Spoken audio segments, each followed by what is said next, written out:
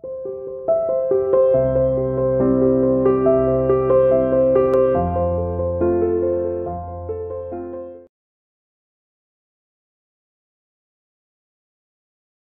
student, welcome to CR International School online classes. How are you बेटा? I hope you all are fine. बेटा हम कक्षा 7वीं विषय हिंदी में पाठ 21 यक्ष प्रश्न ये पढ़ेंगे आज। देखो इसमें क्या बताया गया है। जब युधिष्ठिर के चारों भाई अचेत होकर तालाब के पास अचेत होकर हो जाते हैं तो युधिष्ठिर उन्हें ढूंढते हुए वहां जाता है और अपने भाइयों को देखकर क्या करता है, वो विलाप करने लगता है। लेकिन विलाप न करके वो देखता है कि यहाँ तो किसी शत्रु के भी खोज नहीं है, फिर ये कैसे हो सकता है। फिर उसको लगता है शायद दुर्योधन का ही ये षड्यंत्र होगा। लेकिन वो उसको प्यास लगी होती है। जब वे पानी पीने के लिए सरोवर में उतरता है तभी आवाज आती है और युधिष्ठिर जान लेते हैं कि यह कोई यक्ष है। ठीक है, तो यक्ष उनसे प्रश्न करते हैं और उनसे अनेक प्रश्न करते हैं। युधिष्ठिर उन प्रश्नों के उत्तर देते हैं। तो इस तरह से यक्ष उन्हें प्रसन्न होकर क्या देते हैं कि मैं तुम्हारे एक भाई को जिंदा कर सकता हूँ, बताओ कौन से भाई को जिंदा करूं। तब युधिष्ठिर माद्री के पुत्र नकुल को जिंदा करने के लिए कहते हैं। ठीक है, उनको जीवित करने के लिए कहते हैं। तो यक्ष कहते हैं कि तुमने नकुल को ही क्यों चुना, भीमसेन तो इतना बलशाली है। लेकिन यक्ष कहते हैं कि एक कुंती पुत्र और एक पांडु के 2 पत्नियां थी, एक तो माद्री एक कुंती। तो मैं नहीं चाहता कि सिर्फ कुंती के ही पुत्र रहे, उनमें से एक माद्री का पुत्र भी रहना चाहिए। और यक्ष युधिष्ठिर से प्रसन्न होकर क्या करते हैं, उसके सभी भाइयों को जीवित कर देते हैं। तो इस पाठ में यही बताया गया है। सभी अपनी बुक ओपन कीजिए, इस लेसन को पढ़ेंगे। युधिष्ठिर उस विषैले तालाब के पास जा पहुंचे जिसका जल पीकर उनके चारों भाई मृत से पड़े हुए थे। यह देखकर युधिष्ठिर चौंक पड़े। ऐसा शोक के कारण उनकी आंखों से आंसू बह चले। कुछ देर यो विलाप करने के बाद युधिष्ठिर ने जरा ध्यान से भाइयों के शरीरों को देखा और अपने आप से कहने लगे, यहाँ तो कोई माया जाल सा लगता है। आसपास जमीन पर किसी शत्रु के पांव के निशान भी तो नजर नहीं आ रहे हैं। हो सकता है कि यह भी दुर्योधन का ही कोई षड्यंत्र हो। संभव है पानी में विष मिला हो। सोचते सोचते युधिष्ठिर भी प्यास से प्रेरित होकर तालाब में उतरने लगते हैं। इतने में वही वाणी सुनाई दी। युधिष्ठिर ने ताड़ लिया यानी कि समझ लिया कि कोई यक्ष बोल रहा है। उन्होंने बात मान ली और बोले, आप प्रश्न कर सकते हैं। अब देखो यक्ष उनसे क्या क्या प्रश्न करते हैं। यक्ष ने कई प्रश्न किए जिनके उत्तर युधिष्ठिर ने दिए। पहला प्रश्न था, मनुष्य का साथ कौन देता है? धैर्य ही मनुष्य का साथी होता है। युधिष्ठिर ने क्या कहा? धैर्य यानी कि धीरज मनुष्य का साथी होता है। कौन सा शास्त्र विद्या है जिसका अध्ययन करके मनुष्य बुद्धिमान बनता है? तो युधिष्ठिर ने क्या कहा? कोई भी शास्त्र ऐसा नहीं है, महान लोगों की संगति से ही मनुष्य बुद्धिमान बनता है। यानी कि जब हम महान लोगों का साथ लेते हैं तो उससे ही मनुष्य बुद्धिमान बनता है। प्रश्न, भूमि से भारी चीज क्या है? संतान को कोख में धारण करने वाली माता भूमि से भारी होती है। प्रश्न फिर आगे किया, आकाश से भी ऊंचा कौन है? युधिष्ठिर ने कहा, पिता। हवा से भी तेज चलने वाला कौन है? युधिष्ठिर ने उत्तर दिया, मन। घास से भी तुच्छ कौन सी चीज होती है? चिंता। विदेश जाने वाले का साथी कौन होता है? विद्या। युधिष्ठिर ने क्या उत्तर दिया? विद्या। जब विदेश में जाते हैं तो विद्या है वही उसकी साथी होती है। घर ही में रहने वाले का कौन साथी होता है?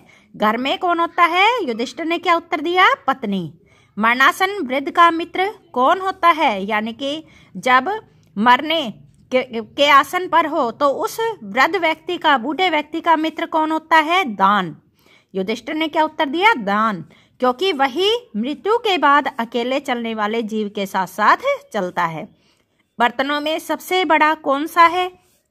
भूमि ही सबसे बड़ा बर्तन है क्योंकि उसमें सब कुछ समा सकता है। प्रश्न, सुख क्या है? युधिष्ठिर ने क्या उत्तर दिया?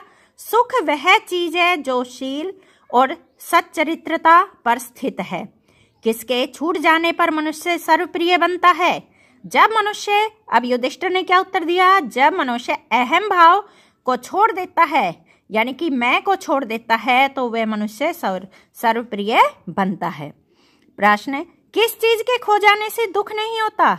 युधिष्ठिर ने कहा क्रोध के खो जाने से, यानी कि अगर क्रोध खो जाए तो उस चीज का दुख नहीं होता, क्योंकि क्रोध क्या है? क्रोध मनुष्य के लिए हानिकारक है। किस चीज को गवाकर मनुष्य धनी बनता है? लालच को। यदि मनुष्य लालच को गवा बैठता है तो वह धनी बन जाता है। संसार में सबसे आश्चर्य की बात क्या है? युधिष्ठिर ने उत्तर दिया, हर रोज आंखों के सामने कितने ही प्राणियों को मृत्यु के मुंह में जाते देखकर भी बचे हुए प्राणी जो यह चाहते हैं कि हम अमर रहे, यही महान आश्चर्य की बात है। इसी प्रकार यक्ष ने कई अन्य प्रश्न भी किए और युधिष्ठिर ने सबके ठीक ठीक उत्तर दिए। अंत में यक्ष बोला, राजन, मैं तुम्हारे मृत भाइयों में से एक को जीवित कर सकता हूँ। तुम जिस किसी को भी चाहो वह जीवित हो जाएगा। युधिष्ठिर ने पल भर के सोचा, किसे जीवित कराऊं? थोड़ी देर रुककर बोले, मेरा छोटा भाई नकुल जी उठे। युधिष्ठिर के इस प्रकार बोलते ही यक्ष ने सामने प्रकट होकर पूछा, युधिष्ठिर, 10,000 हाथियों के बल वाले भीमसेन को छोड़कर तुमने नकुल को जीवित करवाना क्यों ठीक समझा? युधिष्ठिर ने कहा, यक्षराज, मैंने जो नकुल को जीवित करवाना चाहा वह सिर्फ इसी कारण कि मेरे पिता की 2 पत्नियों में से माता कुंती का बचा हुआ एक पुत्र तो मैं हूँ और मैं चाहता हूँ कि माता माद्री का भी एक पुत्र जीवित हो उठे, जिससे हिसाब बराबर हो जाए। अतः आप कृपा करके नकुल को जीवित कर दे।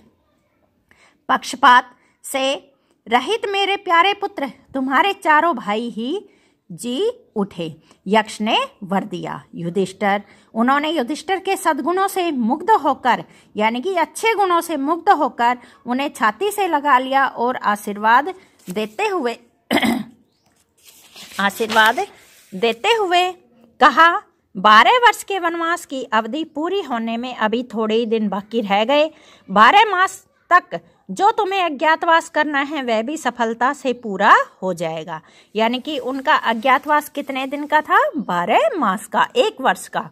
और उनका वनवास जो 12 वर्ष का वनवास था उसकी अवधि पूरी होने वाली थी। तुम्हें और तुम्हारे भाइयों को कोई भी नहीं पहचान सकेगा। तुम अपनी प्रतिज्ञा सफलता के साथ पूरी करोगे। इतना कहकर धर्मदेव अंतर्धान हो गए। वनवास की कठिनाइयों पांडवों ने धीरज के साथ झेल ली। अर्जुन इंद्रदेव ने से दिव्यास्त्र प्राप्त करके वापस आ गया।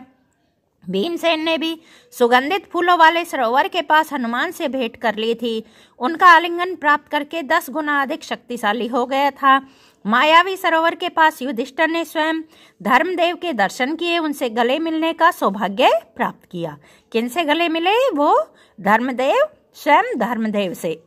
वनवास की अवधि पूरी होने पर युधिष्ठिर ने ब्राह्मणों की अनुमति लेकर उन्हें और अपने परिवार के अन्य लोगों से कहा कि वे नगर को लौट जाए। युधिष्ठिर की बात मानकर सब लोग नगर लौट आए। यह खबर उड़ गई कि पांडव हम लोगों को आधी रात में सोया हुआ छोड़कर न जाने कहाँ चले गए। यह सुनकर लोगों को बड़ा दुख हुआ। इधर पांडव वन में एकांत स्थान में बैठकर आगे के कार्यक्रम पर सोच विचार करने लगे। युधिष्ठिर ने अर्जुन से पूछा, अर्जुन बताओ कि यह 13वां बरस किस देश में और किस तरह बिताया जाए। किससे पूछा? अर्जुन ने। अर्जुन से। और किसने? युधिष्ठिर ने। अर्जुन ने जवाब दिया, महाराज इसमें संदेह नहीं कि हम 12 महीने बड़ी सुगमता के साथ इस प्रकार बिता सकेंगे कि जिसमें किसी को भी हमारी असली परिचय प्राप्त न हो सके। अच्छा यही होगा कि हम सब एक साथ ही रहें। कौरवों के देश में आसपास पांचाल, मत्स्य, वैदेही, बालहिक और दशाण, सूरसेन, मगध आदि कितने ही देश है। इसमें से आप जिसे पसंद करें वही जाकर रह जाएंगे। यदि मुझसे पूछा जाए तो मैं कहूँगा कि मत्स्य देश में जाकर रहना ठीक होगा। कौन से देश में? मत्स्य देश में। इस देश के राजा विराट है। विराट नगर बहुत ही सुंदर और समृद्ध है। यह मेरी तो ऐसी राय है, आगे आप जो उचित समझे। युधिष्ठिर ने कहा, मत्स्याधिपति राजा विराट बड़े शक्ति संपन्न है। दुर्योधन की बातों में भी वह आने वाला नहीं आता है। राजा विराट के यहाँ छिपकर रहा।